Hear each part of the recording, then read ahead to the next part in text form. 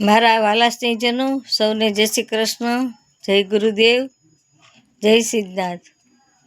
આજે દસમને ગુરુવાર, આજે સૂર્ય પૂજાનો દિવસ છે. આવતીકાલે એટલે કે શુક્રવારે એકાદશી થાય છે. આ એકાદશી પુત્રદા એકાદશી છે, વૈકુંઠ એકાદશી છે.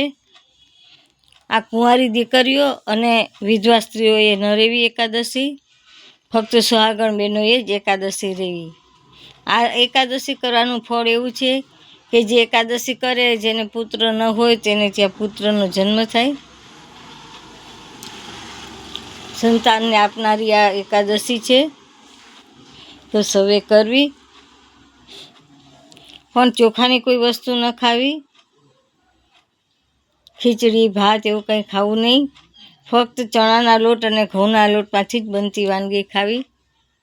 રોટલી, રોટલા, ઢોકળા પણ ચણાના લોટના હો, ચોખા નહીં અંદર આવવા જોઈએ.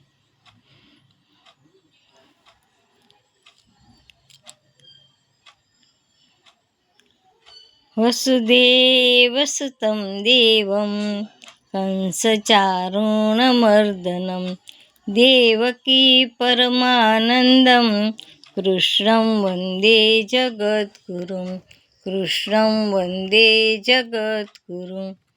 આ શ્રી કૃષ્ણનો મંત્ર છે. આજે આપણે આ મંત્ર બોલશું, શ્રી કૃષ્ણ ભગવાનનું પૂજન કરશું. ભગવાનને સરસ મજાનો શણગાર કરાવી, સરસ મજાના નવડાવી ધોવડાવી આસન ઉપર બેસાડી એમને તુલસીનું એક પત્ર ધારણ કરાવવું, ધરવું, ચરણ પગમાં ધરવું. પછી ભગવાનના 108 નામ બોલી ફરી તુલસી ધરાવવું. શક્ય હોય તો 108 તુલસી ધરાવવા, તો 108 મંત્ર બોલી, નામ બોલી શ્રી કૃષ્ણના, અને પછી એક તુલસીનું પાન ધરાવવું. ભગવાનને યથાશક્તિ પ્રસાદ ધરાવો, જેમાં કેળા ખાસ છે, એટલે કેળા ખાસ ધરાવવા.